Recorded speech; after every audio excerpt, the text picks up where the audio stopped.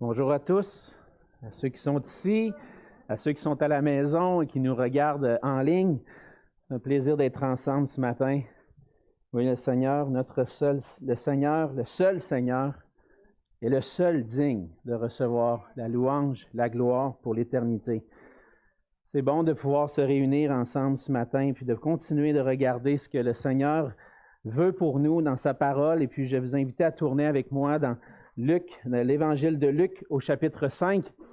On va lire ce matin à partir du verset 12. Et puis, chaque fois que on prend ce temps dans la parole le dimanche matin ensemble, j'ai toujours une image qui me vient en tête, en quelque sorte.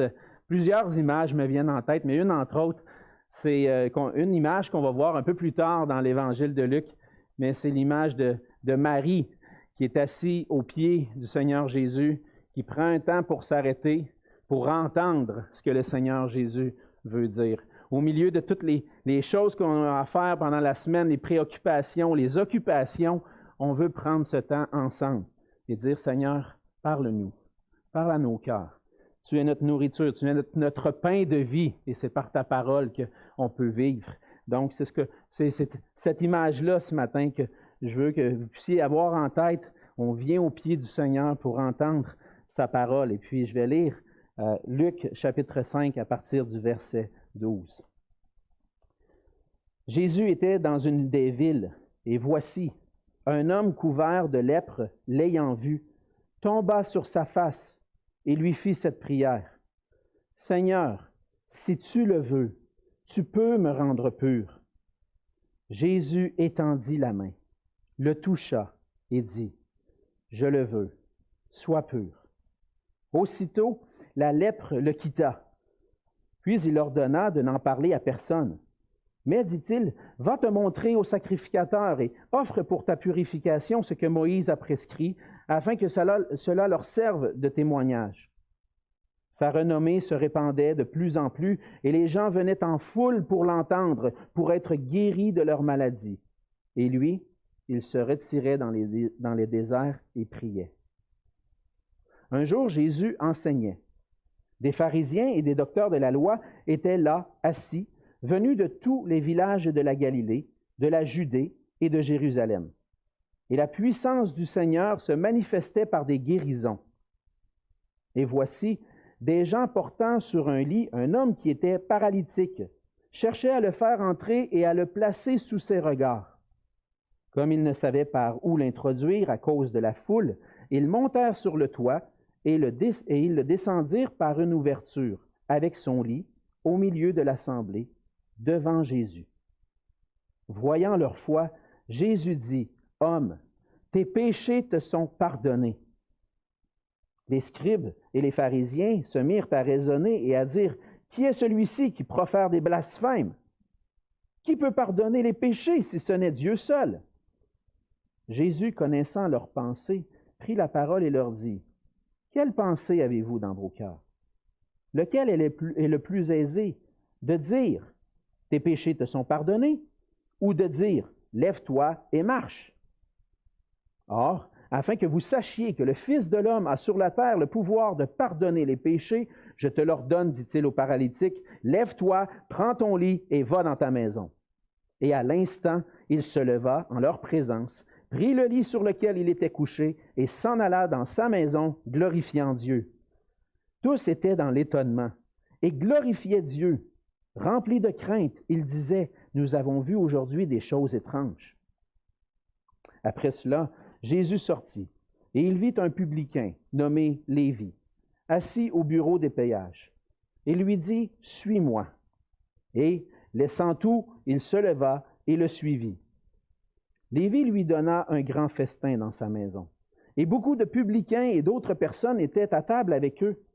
Les pharisiens et les scribes murmurèrent et dirent à ses disciples, « Pourquoi mangez-vous et buvez-vous avec les publicains et les gens de mauvaise vie? » Jésus, prenant la parole, leur dit, « Ce ne sont pas ceux qui se portent bien qui ont besoin de médecins, mais les malades. Je ne suis pas venu appeler à la repentance des justes, mais des pécheurs. » On va se courber dans un mot de prière. Seigneur notre Dieu, Seigneur Jésus, Tu es digne de recevoir la louange, la gloire pour l'éternité. C'est toi qui es notre Dieu, c'est toi qui, Seigneur Jésus, qui est venu sur cette terre et puis qui est venu manifester l'amour du Père envers nous, la compassion du Père envers ceux qui étaient malheureux. Et Seigneur, on voit dans ce passage combien tu es un Seigneur, un roi, mais en même temps un roi qui domine et qui a autorité sur toutes choses, mais en même temps qui a compassion de ceux qui sont délaissés. Et ce matin, Seigneur, on veut se pencher, venir à tes pieds, venir devant toi, Seigneur, et te donner toute la gloire. Et à travers ce geste d'adoration, on veut te dire aussi, Seigneur, parle-nous. Parle-nous, nourris nos âmes par ta parole. Seigneur Jésus, on voit les choses merveilleuses que tu as faites dans ce passage. On te prie, Seigneur, que tu puisses nous illuminer par ton esprit, que tu puisses ouvrir notre intelligence pour qu'on puisse saisir la grandeur de qui tu es et quel impact toute ta personne et ce que tu as fait pour nous a dans nos vies aujourd'hui. Seigneur, Seigneur Jésus, tu es vivant. Tu es celui qui est glorieux et tu es vivant à travers nous et en nous. Aide-nous, Seigneur, à saisir tes paroles afin que nous puissions vivre pour ta gloire. Et c'est dans le nom de Jésus que je te prie. Amen. Amen. Laissez-moi commencer ce matin en vous posant une question. Peut-être pour vous faire réfléchir un petit peu, peut-être revenir en arrière des fois dans les moments que vous avez pu vivre dans votre vie. Vous est-il déjà arrivé de vivre une épreuve ou une situation où vous aviez l'impression qu'au milieu de ce que vous viviez, vous étiez seul ou de vous sentir incompris? Il m'est arrivé souvent de vivre ce sentiment ou même de rencontrer des gens qui vivent ce sentiment-là. On est au milieu d'une situation, au milieu d'une épreuve. On a beau expliquer aux gens autour de nous ce qu'on est en train de vivre, la douleur qu'on vit à l'intérieur, mais les gens ne saisissent pas. On a l'impression d'être tout seul à vivre ce moment-là, d'être seul au monde dans notre épreuve, dans notre difficulté. Et puis j'ai rencontré des gens qui se sentaient comme ça. Des fois, c'est des gens qui, dans leur couple, vivent des difficultés dans la relation et puis l'épouse vit des choses que son mari ne comprend pas. Puis ça nous arrive tous. Je pourrais parler à ma femme, des fois, il y a bien des choses que je ne comprends pas. Mais on vit ça, on vit ces moments-là difficiles et puis elle est seule, ou on peut être seul, se sentir qu'on a l'impression qu'il n'y a personne qui nous comprend. J'ai vu des gens vivre des relations difficiles, même dans l'Église, vivre des épreuves, des souffrances, et puis les gens essaient de les encourager, mais à travers les paroles que les gens essaient d'encourager, on dirait que ça les éloigne encore plus, ça vient même les blesser parfois à travers ce que les gens disent. Et puis, en viennent à s'isoler, à se sentir seuls, se sentir incompris des gens autour d'eux. On peut dire qu'en général, l'être humain aime se sentir compris, aime se sentir qu'on s'intéresse à lui, particulièrement au milieu des situations difficiles. L'être humain a besoin de sentir l'amour de ses proches, l'amour de gens autour de lui, de ne pas sentir qu'il est délaissé, de ne pas sentir la solitude au milieu de l'épreuve. Et lorsqu'on vit des épreuves, on apprécie que des gens puissent se soucier de nous, prendre le temps d'écouter, sans nécessairement dire des paroles ou simplement de nous écouter. Et venir en aide aux gens qui vivent des difficultés, je pense que c'est ce qui anime aussi l'être humain. On voit dans notre société plusieurs organismes, si on pense à tous les organismes qui existent et toutes les levées de fonds qui existent autour de nous, on veut venir prendre soin de ceux qui sont démunis, de ceux qui sont malheureux, de ceux qui vivent des situations difficiles. Et dans ce temps de COVID, on entend beaucoup parler de violence conjugale, de violence dans les familles. Et puis, on veut venir en aide à ces dames, à ces femmes qui vivent la violence. On veut prendre soin de ceux qui sont dans un état malheureux. Et dans nos vies, il nous arrive, nous, de traverser ces situations-là, de se sentir délaissés, incompris. Et dans ce temps-là, comme chrétien, on peut avoir quand même une espérance. Parce qu'on appartient à un Sauveur, un Seigneur, qui comprend nos situations, qui comprend ce qu'on est en train de vivre. Et puis on le voit dans le passage de ce matin, que le Seigneur Jésus est quelqu'un qui comprend les situations que les gens peuvent vivre. Mais même si on est chrétien, si on s'approche de Dieu, des fois on vit des situations, même dans notre relation avec Dieu, on se dit, Seigneur, pourquoi? Pourquoi tu permets ça dans ma vie? On traverse des épreuves, puis on a tendance à dire, Seigneur, c'est pas assez, t'es pas assez pour moi, je cherche plus que ça. J'aimerais ça que quelqu'un vienne combler là, mon manque. Mais dans le passage de ce matin, on voit que le Seigneur vient vers ceux qui vivent des situations difficiles, afin de pouvoir manifester sa pitié, sa compassion envers les malheureux. On a vu jusqu'à maintenant dans l'Évangile de Luc que le Seigneur a commencé son ministère en Galilée. Et lorsqu'on regarde le passage de ce matin, on voit que Jésus est probablement dans une des villes de la Galilée. Et il a commencé son ministère. Et au travers de son ministère, jusqu'à maintenant, on a vu qu'il a manifesté son autorité et sa puissance, mais aussi sa compassion.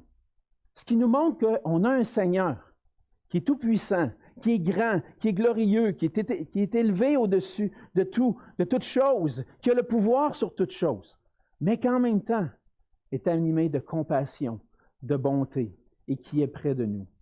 On peut voir le Seigneur Jésus comme quelqu'un de grand, élevé, distant, mais dans le passage de ce matin, on voit que le Seigneur vient et s'approche des gens pour manifester sa compassion. À travers ce que Jésus va manifester la plus grande compassion qu'on ne peut pas goûter, la plus grande pitié aux gens éprouvés. Et aujourd'hui, on continue de voir ensemble ce Seigneur qui possède l'autorité sur toute chose, qui même surpasse notre intelligence, mais qui en même temps vient avec compassion. Et c'est là un point important de ce que Luc veut souligner dans son évangile, et qu'on a besoin pour nous ce matin de nous rappeler, lorsqu'on se sent particulièrement seul ou incompris.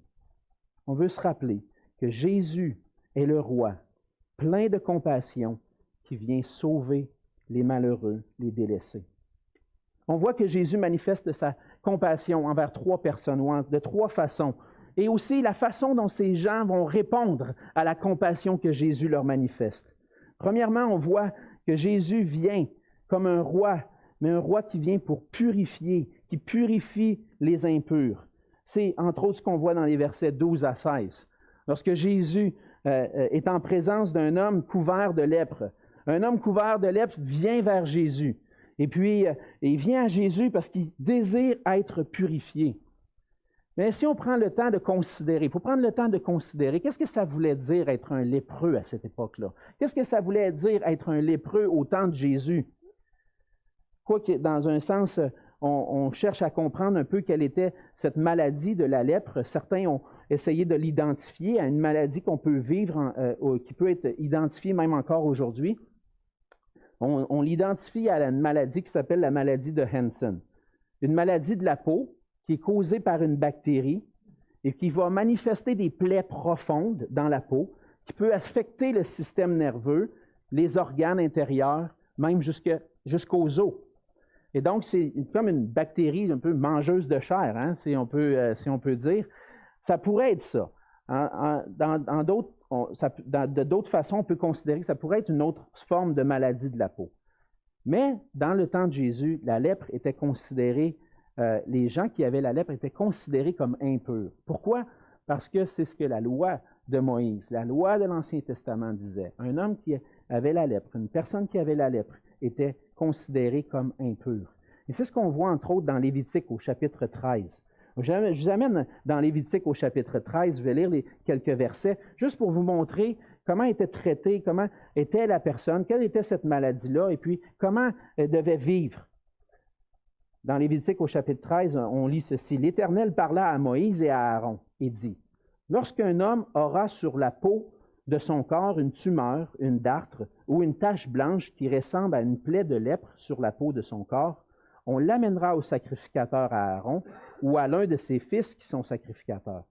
Le sacrificateur examinera la plaie qui est sur la peau du corps.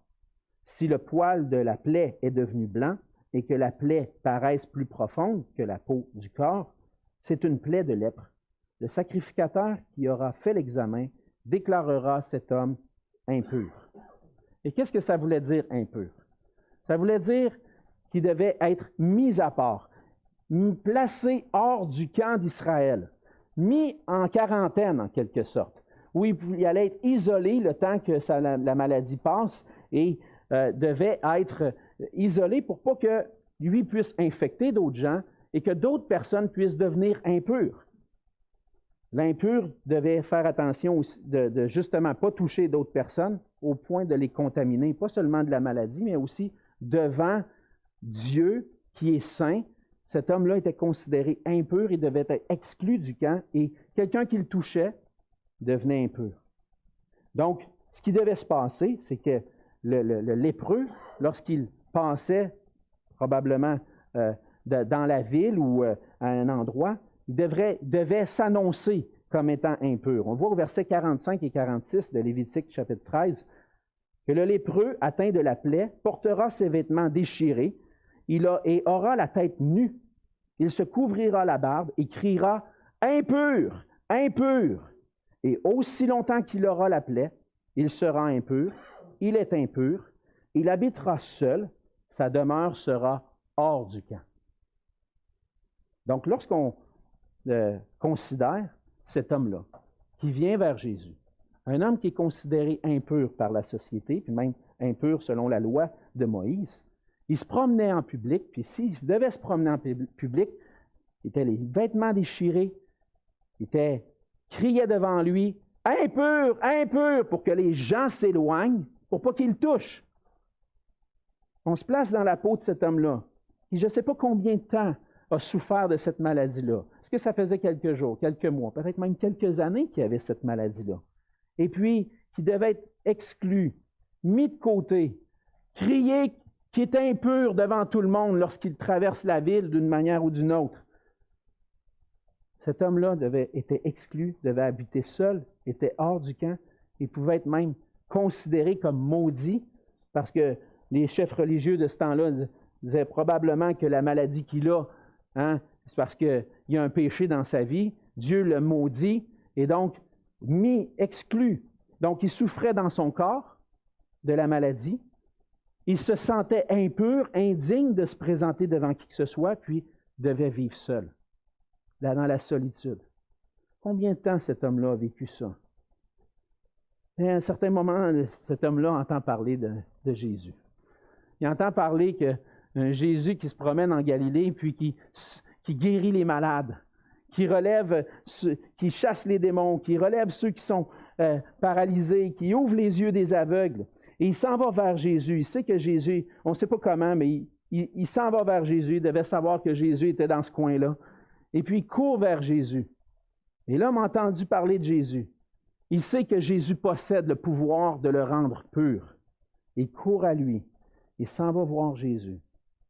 Et il dit, avec révérence, « Seigneur », il nous montre qu'il reconnaît que Jésus a une certaine autorité. Jusqu'à quel point il comprend l'autorité que Jésus a, on ne le sait pas, mais au moins il devait croire que Jésus était capable de le guérir, de le rendre pur. Et il court vers Jésus. Il dit, si tu le veux, tu peux me rendre pur. Il sait que Jésus a le pouvoir. Ce n'est pas une remise en question du pouvoir de Jésus qui est là. Il sait que Jésus a le pouvoir. Mais est-ce que Jésus veut le rendre pur? Et ça, là est la question. Et l'attitude de l'homme montre déjà qu'il a la foi. Qu'il a la foi que Jésus peut faire quelque chose pour lui. Il est mis de côté, délaissé, vit la solitude, vit comme un impur depuis un certain nombre de jours, de mois. Et puis il dit, lui peut faire quelque chose pour moi. Je vais aller voir, je vais aller le voir. Et lorsque Jésus le voit, on voit que Jésus, encore une fois, manifeste qu'il possède l'autorité, la puissance pour guérir, mais aussi qu'il a la compassion envers cet homme.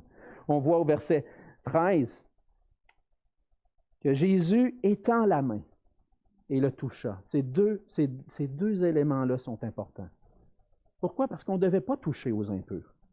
On ne devait pas y toucher, au risque de se rendre impur soi-même. Jésus aurait pu juste dire aussi, c'est correct, c'est beau, je veux, sois pur. Que tu sois purifié de ta lèpre, je le veux, sois pur. Il aurait pu juste le prononcer. Mais Jésus prend le temps d'étendre sa main sur cet homme qui vit isolé depuis des années. Depuis un temps qu'on ne peut pas savoir, mais il étend sa main sur lui. manifeste sa compassion. Puis il dit, je le veux. Sois pur. Et qu'est-ce qui se passe? Aussitôt, la lèpre disparaît. L'homme est purifié.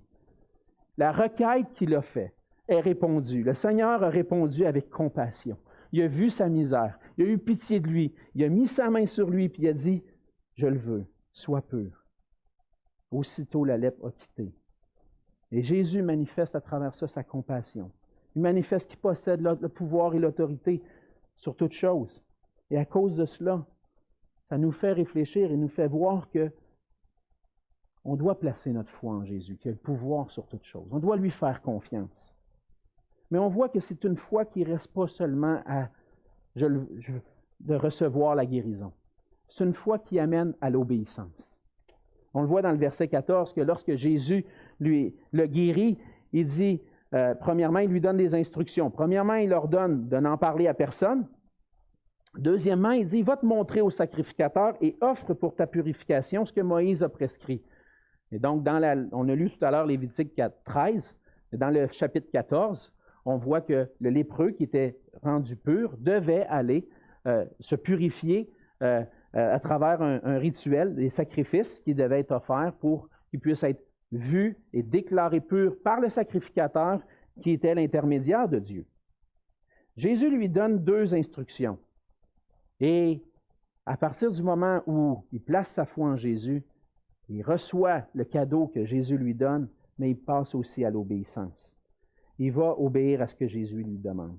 Et je veux prendre le temps, juste quelques instants, pour essayer d'éclaircir pourquoi Jésus demande de n'en parler à personne. Parce qu'on voit ça souvent dans les évangiles. Jésus guérit quelqu'un et dit, parle-en pas. Parle-en pas à personne, mais va faire ce qui est important. Va faire ce que tu dois faire.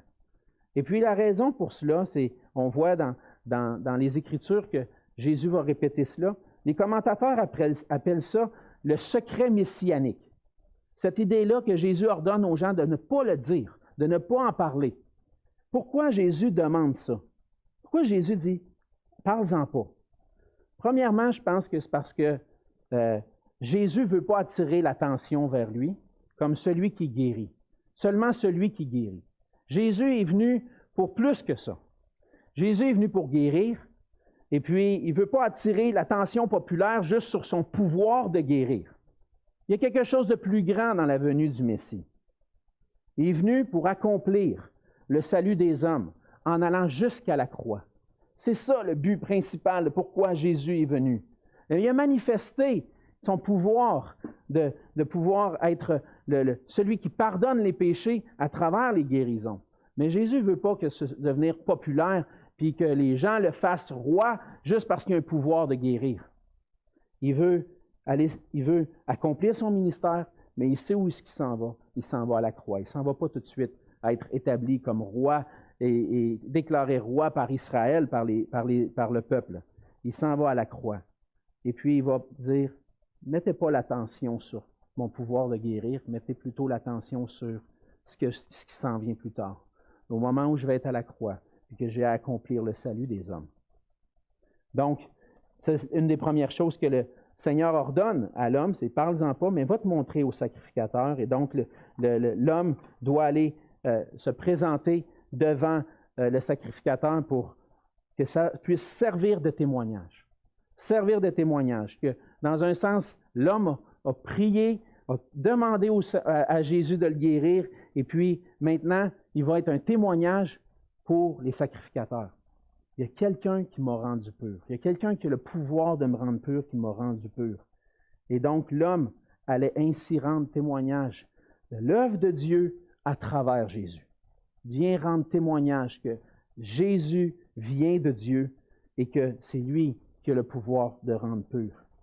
Jésus veut manifester cela aux sacrificateurs, à ceux qui sont en charge d'appliquer la loi de Moïse. Il y a quelqu'un qui a un pouvoir de rendre pur. Ce n'est pas seulement les sacrifices qui vont rendre pur. C'est cet homme-là. C'est Jésus qui est venu. Et on voit à travers ce passage-là que l'homme, une fois qu'il a eu la foi, doit obéir. Passe à l'obéissance. Et nous sommes appelés, nous aussi, lorsqu'on a placé notre foi en Jésus pour le pardon de nos péchés, pour venir nous chercher dans notre état de misère dans lequel on était, on doit maintenant, par la foi, reconnaître qu'il est le Seigneur, qu'il a l'autorité de pouvoir nous pardonner, qui est rempli de compassion, mais qui est celui à qui on doit se soumettre. Et on doit passer à l'obéissance. La foi de Jésus, la foi en Jésus qui conduit à nous sauver, conduit aussi à nous rendre obéissants à sa parole. Dans les versets 15 et 16, on voit qu'à travers ce miracle-là, sa renommée, la renommée de Jésus continue de se répandre. Les gens viennent en foule pour entendre ses enseignements puis pour être guéris. Mais on voit ça à quelques reprises, encore une fois, dans l'Évangile de Luc, que Jésus souvent se retirait dans les déserts pour prier. Et je pense qu'ici, on a une transition dans le ministère de Jésus qui se passe. On va voir dans la prochaine, ce qu'on appelle péricope, dans la prochaine section du passage, que là, Jésus va commencer à entrer en confrontation avec les chefs religieux. Déjà, il a déjà vu les gens de Nazareth qui l'ont rejeté, qui étaient prêts à le tuer, mais là, c'est plus la renommée de Jésus commence à se répandre un peu plus loin que la Galilée. Elle commence à se répandre en Judée, et ça commence à se répandre même jusqu'à Jérusalem, qui est à un certain nombre de kilomètres plus au sud. Et puis là, il va y avoir des docteurs de la loi, des scribes, des pharisiens qui vont venir pour commencer à examiner c'est quoi l'enseignement de cet homme-là. Qu'est-ce que cet homme-là a à dire? Et Jésus va commencer à entrer en confrontation un peu plus, et même va provoquer la confrontation avec les pharisiens et les chefs religieux. Et pour cela, en vue de cette prochaine étape-là dans son ministère, qu'est-ce que Jésus fait? Se retire et prie. Il fait confiance. Il veut se préparer à cette étape-là en allant vers son Père, en lui partageant qu'est-ce qui s'en vient, en demandant de l'accompagner dans ce ministère-là qu'il est en train de faire et qu'il est en train de déclarer qu'il est le Fils de Dieu, le Fils de l'homme qui vient pour sauver. Et donc, on voit à travers dans cette première section-là, au travers du récit de la guérison du lépreux, on voit que Jésus est le roi qui purifie les impurs. Deuxièmement, on va le voir dans la guérison du paralytique, on voit que Jésus est le roi qui guérit et qui pardonne les péchés. Un homme paralytique, encore une fois, quelqu'un de malade, vient vers Jésus pour être guéri. Jésus poursuit son ministère d'enseignement, de continuer de prêcher la bonne nouvelle. Et là, les chefs religieux, comme je le mentionnais, viennent de partout. De la Judée, de Jérusalem.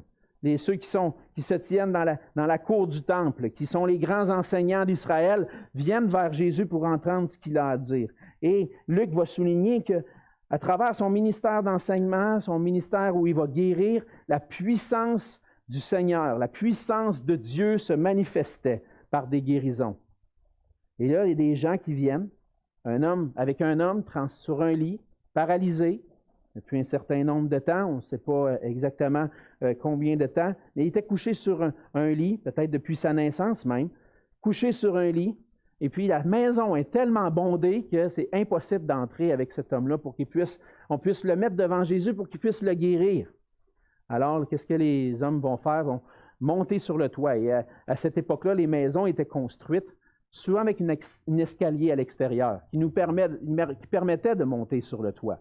Et donc, ils montent sur le toit et d'une manière, déjà peut-être qu'ils pouvaient avoir une ouverture, mais peut-être qu'ils ont créé une brèche, une ouverture pour pouvoir descendre cet homme-là, on ne sait pas. Mais il était déterminé. Il savait une chose, cet homme-là, il peut guérir notre ami. Ces hommes-là l'amènent, puis il peut guérir notre ami, puis on va y aller. Moi, je veux voir Jésus. Je veux que Jésus touche mon ami pour qu'il puisse être guéri. Et donc, avec ténacité, ces hommes-là, ces amis, démontrent leur foi, puis ils vont s'arranger pour que Jésus puisse le voir. Ils vont découvrir le toit, ils vont le descendre le lit. Et qu'est-ce que le texte nous dit? Il nous dit qu'ils l'ont descendu devant Jésus. Et là, Jésus est là, le voit. Encore une fois, plein de compassion. Hein? Il ne va pas dire, là, c'est assez, là, arrêtez de m'en envoyer, là, il y en a trop, là, que lui, il aille faire la file dehors. Non. Jésus est là et il veut le guérir. Il dit, OK, c'est bon. Il voit leur foi. Et c'est ce qu'il mentionne au verset 20. Il dit, voyant leur foi. Et là, Jésus va provoquer. Il va provoquer, il ne va pas juste dire « lève-toi, prends ton lit et marche ». Il va dire « tes péchés sont pardonnés ». Quelque chose qui vient provoquer les pharisiens, les docteurs de la loi qui sont là présents. Et là, qu'est-ce qui se passe? C'est justement, Jésus démontre son pouvoir. Il ne dit pas ces paroles-là en l'air, il le dit parce qu'il a le pouvoir de pardonner les péchés. Et donc, Jésus possède l'autorité qui pardonne les péchés. Il lui dit, tes péchés sont pardonnés. Puis cette affirmation-là va commencer à engendrer une confrontation. Puis même, on voit que les docteurs de la loi, les scribes, les pharisiens, ne vont pas le dire de tout haut. Ils vont le penser. Seulement le penser. Qui, lui, qui blasphème de même? Voyons donc. Pas de bon sens, ça, dire des affaires de même. Qui peut pardonner les péchés? C'est juste Dieu qui pardonne les péchés. Et en réalité, ils ont raison. C'est vrai, c'est juste Dieu qui pardonne les péchés. C'est ce qu'on voit dans l'Ancien Testament. Pourquoi? Parce que, on le voit dans l'Ancien Testament et aussi dans l'ensemble des Écritures. Pourquoi? Parce que le péché est une offense à Dieu. Si le péché est une offense à Dieu, qui peut pardonner cette offense-là? Il y a juste Dieu qui peut le faire. Et Dieu est là, est disponible pour pardonner. Mais c'est qui cet homme-là pour aller dire ça? On le voit dans les Écritures, dans le psaume 103, entre autres, que c'est l'Éternel qui pardonne. Le psaume 103, les versets 2 et 3, un psaume de louange, il dit « Mon âme bénit l'Éternel et n'oublie aucun de ses bienfaits. » C'est lui, l'Éternel, qui pardonne toutes tes iniquités, qui guérit toutes tes maladies. C'est l'Éternel qui pardonne. Ésaïe 43, verset 25, encore. C'est Dieu qui parle. L'Éternel, c'est moi qui efface tes transgressions pour l'amour de moi, et je me ne souviendrai plus de tes péchés. Qui pardonne? Dieu seul. Dieu seul pardonne. Encore une fois, un autre exemple. Michée 7, verset 18. Quel Dieu est semblable à toi, qui pardonne l'iniquité, qui oublie les péchés du reste de ton héritage. Il ne garde pas sa colère à toujours, car il prend plaisir à la miséricorde, à la pitié, la compassion. Donc, les chefs religieux ils ont raison. C'est juste Dieu qui pardonne les péchés. Il y a juste Dieu qui peut pardonner les péchés. Mais là où il manque, c'est de voir qui est Jésus. Qui est Jésus? Le problème, c'est qu'ils n'ont pas reconnu qui est Jésus. Et lorsque Jésus va entrer dans un sens d'une confrontation avec eux, parce qu'il sait qu'est-ce qu'ils ont pensé, il connaît ce qu'ils ont pensé, donc il va provoquer la discussion avec eux. C'est quoi les pensées que vous avez dans votre cœur? C'est quoi vous pensez là? Hein? Quelles pensées avez-vous dans vos cœurs? Et là, il va provoquer en disant, qu'est-ce qui est plus facile de dire? C'est quoi qui est plus facile? De dire tes péchés sont pardonnés ou de dire à l'homme, prends ton lit, lève-toi et marche? Ben, je pense que c'est plus facile de dire tes péchés sont pardonnés. Pourquoi? Parce qu'on ne peut pas voir. On ne peut pas voir ce qui se passe vraiment. Je dis, tes péchés sont pardonnés, les péchés sont pardonnés, on le sait-tu, on ne le sait pas, mais gars, c'est facile à dire, tes péchés sont pardonnés, on ne sait pas trop. Mais s'il dit, lève-toi, prends ton lit, va-t'en dans ta maison à un homme paralysé, là, c'est une autre paire de manches. Là, c'est pas juste, tu ne peux pas dire ça juste en l'air, puis ça ne peut pas être juste des paroles en l'air qui vont rester l'homme sans provoquer rien. Mais Jésus va le faire. Il va dire, verset 24, afin que vous sachiez, tout le monde, ceux qui étaient là, puis nous aussi ce matin, afin que vous sachiez que le Fils de l'homme a sur la terre le pouvoir de pardonner les péchés. Je te l'ordonne, dit-il au paralytique, lève-toi, prends ton lit et va dans ta maison. Avant d'aller plus loin, je veux souligner ce titre-là, le Fils de l'homme. Qu'est-ce que c'est exactement le Fils de l'homme? Parce que le pasteur Pierre Morin en a parlé. C'est un titre que Luc a chéri dans son cœur. Le Fils de l'homme. Il va utiliser ce titre-là pour Jésus à plusieurs reprises. Par contre, c'est la première fois qu'on le voit dans le texte de Luc jusqu'à maintenant. Et Jésus se déclare lui-même comme étant le Fils de l'homme, qui a le pouvoir, qui a un pouvoir. Et d'où ça vient ce titre-là? Lorsqu'on regarde dans l'Ancien Testament, dans les prophéties du prophète Daniel, dans les visions qu'il a eues, Daniel va utiliser un titre pour quelqu'un qui apparaît dans cette vision. Dans Daniel 7, au verset 13 et 14, il dit, « Je regardais pendant mes visions nocturnes, et voici, sur les nuées des cieux arriva quelqu'un de semblable à un fils de l'homme. Il s'avança vers l'Ancien des jours, qui est l'Éternel, et on le fit approcher de lui. On lui donna, à ce fils de l'homme, la domination, la gloire et le règne. Et tous les peuples, les nations et les hommes de toute langue le servirent. Sa domination est une domination éternelle qui ne passera point et son règne ne sera jamais détruit. » Est-ce que ça ne vous fait pas penser un peu à ce qu'on a vu au début de l'Évangile de Luc? Hein? Lorsque les anges viennent annoncer à Marie qui va être cet enfant. Il va être le Fils de Dieu, le Fils qui vient. Et dans le chapitre 2, les anges disent, il vient le Messie qui vient pour régner. Il régnera sur la maison de Jacob éternellement. Et qui est ce Fils de l'homme? C'est Jésus. Jésus s'identifie comme le Fils de l'homme de Daniel, du prophète Daniel, qui vient pour recevoir le règne, la domination, la gloire. Et on le voit même dans la fin du récit biblique, dans l'Apocalypse, où des gens de toute langue, de toute nation, de toute tribu sont prosternés devant Dieu et devant l'agneau et donnent la louange à l'agneau qui possède le pouvoir sur toute chose. Alors Jésus, à travers cette guérison-là, va manifester qu'il est le Fils de l'homme, qu'il est celui qui possède l'autorité, le pouvoir sur toute chose, mais aussi le pouvoir de pardonner les péchés. Et Jésus ordonne à l'homme de se lever, de prendre son lit. Et qu'est-ce que le paralytique fait? Il prend son lit, il s'en va dans sa maison. Comment? Glorifiant Dieu. Il a placé sa foi en Jésus. La foi en Jésus qui pouvait le guérir, mais il s'en va avec un bonus. Ses péchés sont pardonnés en plus. Non seulement il a été guéri, mais il a été réconcilié avec Dieu, avec la parole que Jésus a prononcée. À travers ce que Jésus va accomplir pour lui à la croix, il est pardonné de ses péchés parce qu'il a placé sa foi. Et comment il réagit? Quelle est sa réaction, sa réponse à ce que Jésus a fait pour lui? Il va glorifier Dieu. Et lorsqu'on vient à Jésus-Christ par la foi, on sait que lui a le pouvoir de pardonner nos péchés. Il a accompli tout ce qui était nécessaire pour notre salut. Il est allé jusqu'à la croix, jusqu'au calvaire, pour s'offrir en sacrifice. Il a offert lui-même tout ce que la loi de Moïse demandait en sacrifice pour le péché. Il a été l'agneau de Dieu qui s'est offert lui-même à notre place pour qu'on puisse avoir le pardon de nos péchés. Jésus est venu accomplir ça. Et maintenant, lorsqu'on vient à lui par la foi, on peut être réconcilié avec Dieu par la foi dans le sacrifice de ce que Jésus a accompli pour nous. Et qu'est-ce que ça devrait provoquer en nous maintenant qu'on a reçu ce pardon-là par la foi? Donner gloire à Dieu. Seigneur, je te remercie, je te rends gloire. C'est à toi la gloire parce que maintenant je suis réconcilié avec toi. Et cet homme-là a goûté la compassion de Jésus. Et nous qui avons placé notre foi en Jésus, on a goûté sa compassion aussi.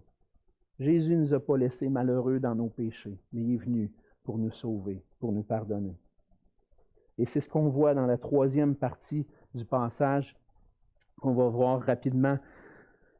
C'est que Jésus vient. C'est le roi qui va vers les pécheurs. Dans les deux premiers récits, jusqu'à maintenant, ce qu'on voyait, c'est que les gens venaient à Jésus. Et là, Jésus va aller vers Lévi, et c'est là une certaine différence de ce qu'on a vu, c'est que c'est Jésus qui s'en va vers lui, qui s'en va le chercher. Jésus va appeler Lévi, qui est aussi Matthieu. C'est dans l'évangile de Matthieu. Matthieu nomme ce collecteur d'impôts Matthieu. C'est lui-même, dans le fond, c'est Matthieu qui a écrit un évangile. On ne connaît pas beaucoup de choses sur Matthieu, sinon qu'il était un collecteur de taxes, et puis qui a écrit un des évangiles qui est devenu un des apôtres, en fait. Et puis, dans un sens, encore une fois, Jésus s'adresse à quelqu'un qui est un démuni, un délaissé, un malheureux. Pourquoi? Parce que les collecteurs d'impôts à cette époque-là n'étaient pas du tout aimés des gens de la société. Ils étaient vus comme des voleurs, premièrement, parce que quand ils collectaient l'impôt, ils en mettaient peut-être une marge un peu plus pour en mettre dans leur poche. mais aussi parce qu'il était vu comme étant associé à l'Empire romain, au pouvoir qui régnait sur Israël. Et puis, jamais Israël a reconnu l'autorité des empires qui ont eu le pouvoir sur eux. Et puis, dans le fond, les collecteurs d'impôts, c'est juste des traîtres. C'est des traîtres, ils se tiennent avec le pouvoir, puis ils veulent faire de l'argent. Et qu'est-ce que les pharisiens, on va le voir, qu'est-ce que les pharisiens vont dire? C'est des gens de mauvaise vie, on ne se tient pas avec eux autres. Les religieux de l'époque ne veulent pas se tenir avec eux. Et donc, ils sont mis de côté. Mais Jésus va voir Lévi, puis il lui dit une chose, il dit « Suis-moi ». On n'a pas beaucoup de détails, mais Lévi a dû reconnaître une certaine autorité dans cette demande-là, puis il a dit « C'est bon, je laisse tout, puis je le suis ». Donc, Lévi répond, encore une fois, la parole de Jésus avec foi et avec obéissance pour suivre Jésus. Et puis, on voit que Lévi donne un festin en l'honneur de Jésus. Il dit, Lévi, au verset 29, lui donna un grand festin dans sa maison. Donc, il donne à Jésus, il prépare un grand festin, puis il invite ses chums, les autres collecteurs de taxes, puis qui font de l'argent, puis qui sont un peu croches. Et puis, des gens, ça nous dit des gens de mauvaise vie. Est-ce qu'il y avait d'autres sortes de gens croches, des prostituées, toutes sortes de personnes qui étaient là, rassemblées dans la maison, puis Jésus va vers eux. Il accepte l'invitation.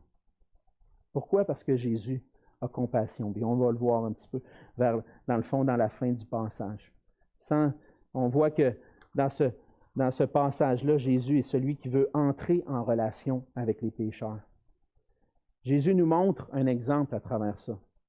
Même si les chefs religieux qui sont là, puis qui critiquent, puis qui regardent de l'extérieur, regarde, lui, il se tient avec le monde, pas correct, lui. Qu'est-ce qu'il fait là? C'est vraiment un chef, un maître qu'on devrait suivre. Jésus montre un exemple. Et il va le montrer, cet exemple-là. Il va montrer qu'il est le Fils de l'homme qui est venu pour chercher et sauver ce qui est perdu. Et il va répondre à ce questionnement-là des pharisiens et des scribes qui vont demander aux disciples de Jésus, « Mais pourquoi vous mangez, pourquoi vous buvez avec les gens de mauvaise vie? » Et Jésus va prendre la parole, leur dire, « Ce ne sont pas ceux qui se portent bien qui ont besoin de médecins, mais les malades. » Et à travers ça, à travers cette courte parabole-là, Jésus fait un parallèle entre ceux qui se croient justes et les malades. Et ceux qui se voient injustes. Ceux qui se croient justes et qui pensent qu'ils se portent bien, et ceux qui se voient comme injustes et qui sont malades. Et donc, ce que Jésus est en train de dire, c'est que vous êtes malades, les pharisiens. Vous êtes malades, les scribes. Vous êtes des personnes religieuses. Vous êtes malades dans le fond de votre cœur parce que vous ne réalisez pas votre injustice devant Dieu. Et c'est bon pour nous aussi. C'est bon pour nous aussi parce qu'on peut se penser juste, se penser bon. Moi, j'ai été un bon chrétien. Moi, j'ai été élevé dans une famille chrétienne. Toute ma vie, j'étais allé à l'église. Toute ma vie, j'ai chanté les chants. J'ai écouté la parole de Dieu. J'ai fait mon culte personnel. J'ai prié. J'ai fait des prières. J'ai fait même des offrandes. J'ai donné un gros montant pour un projet. Moi, je suis devant Dieu, là. Il n'y a pas grand-chose que Dieu pourrait me reprocher. Mais Jésus est en train de dire aux pharisiens, puis il est en train de nous dire à nous qui pensons qu'on va gagner notre ciel ou qu'on va gagner la présence de Dieu à travers nos bonnes œuvres, puis le fait qu'on va à l'église ou qu'on mène une bonne vie, il est en train de te dire, dans le fond, là, tu es malade. Tu es malade, tu es profondément malade, parce qu'en toi, tu as une maladie qui s'appelle le péché.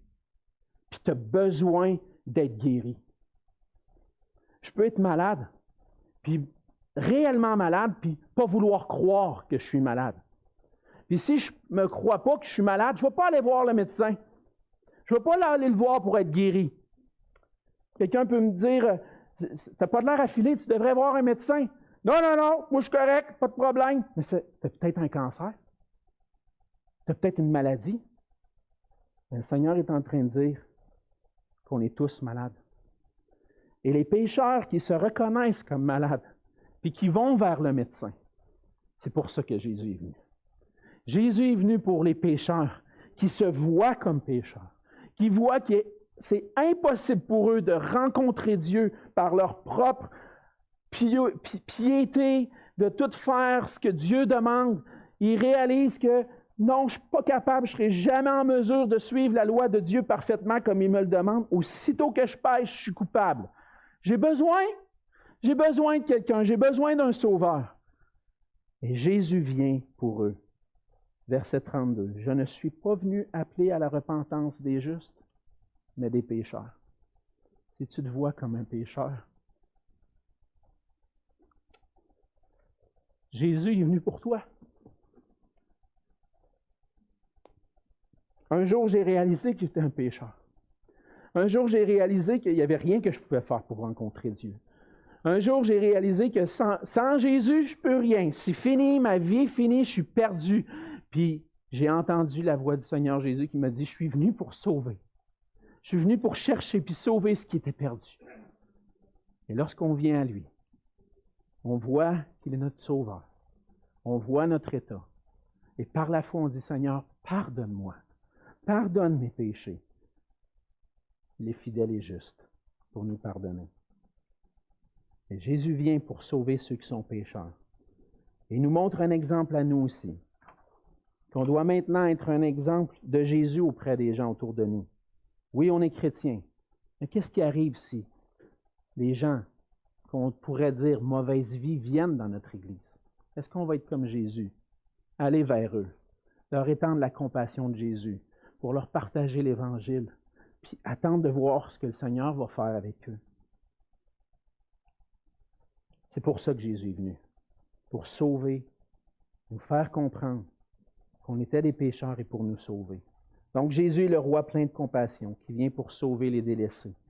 Il est le roi qui rend purs ceux qui sont impurs, qui guérit et pardonne les péchés, et qui vient vers les pécheurs. La compassion de Jésus à notre égard, elle ne peut pas nous laisser indifférents. Elle ne peut pas nous laisser indifférents. Et ce matin, lorsque tu regardes, lorsqu'on considère ce passage-là, peut-être que tu vis un moment dans ta vie où tu te sens malheureux, où tu te sens incompris. Jésus dit, viens à moi.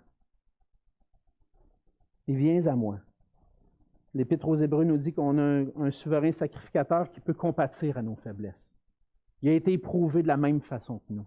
Il a éprouvé la solitude quand tous ses disciples l'ont abandonné en allant jusqu'à la croix pour être abandonné de Dieu même. La solitude que Jésus a vécue. Il était triste dans son âme. Son âme était triste jusqu'à la mort lorsqu'il était dans le jardin de Gethsémani. Il sait exactement ce que vous vivez. Il n'y a pas d'autre solution que d'aller à lui. Aller à lui. Une fois qu'on vient à lui, qu'on est purifié de nos péchés, ça nous pousse à aller dans l'obéissance. Lorsqu'on est guéri, pardonné, ça nous pousse à lui rendre la gloire. Et ça nous pousse aussi à le suivre, à aller sur le chemin qui nous conduit, sur lequel il nous conduit. Et ça nous pousse aussi à vouloir partager cette compassion-là autour de nous. Jésus manifeste qu'il est le Fils de l'homme, le roi promis, qui vient pour régner, qui vient pour faire son œuvre dans nos cœurs. Qu'est-ce que tu as fait de Jésus? As-tu répondu à cet appel d'un roi compatissant? Est-ce que l'obéissance à sa parole, c'est l'objectif que tu poursuis? Est-ce que tu es reconnaissant envers lui pour le glorifier? Qu'est-ce qui remplit ton cœur, tes journées? Est-ce que tu donnes gloire à Dieu pour ce qu'il a accompli pour toi? Est-ce que tu es toujours engagé à le suivre comme il te l'a demandé? Suis-moi. On a besoin ensemble de s'encourager, à être obéissant, à glorifier Dieu, puis à marcher avec notre Seigneur Jésus, qui est le roi qui vient pour sauver les délaissés. Ensemble, marchons ensemble avec Jésus notre roi, qui est digne de notre obéissance, de notre adoration et de notre consécration. Prions ensemble. Seigneur Jésus, on voit dans cette parole que on a le privilège de lire et de considérer ce matin combien tu es un roi puissant, un roi qui possède toute l'autorité auquel on doit se soumettre. Mais il fait bon, Seigneur, de se soumettre à un roi comme toi parce que tu es un roi plein de bonté. Tu ne changeras jamais. Tu es ma justice, mon bien, ma paix. Chaque jour, je peux goûter ton amour. Et dans l'obéissance à ta parole, en me soumettant entièrement à toi, c'est là que je goûte réellement combien tu es bon. Aide-moi, Seigneur, dans les moments où je me sens éprouvés, seuls, délaissés, à ne pas trouver des solutions ailleurs qu'en toi, mais à courir vers toi. Aide-moi à avoir un cœur qui se réjouit toujours en toi, parce que tu as accompli tellement de choses pour nous, tu nous as pardonné, et maintenant, on a ce privilège de vivre pour toi. Aide-nous, Seigneur, comme Église, à être obéissants, à te donner toute la gloire, et à être entièrement consacrés à toi dans tout ce que nous faisons chaque jour de notre vie. Et c'est dans le nom de Jésus que je te prie. Amen. Amen.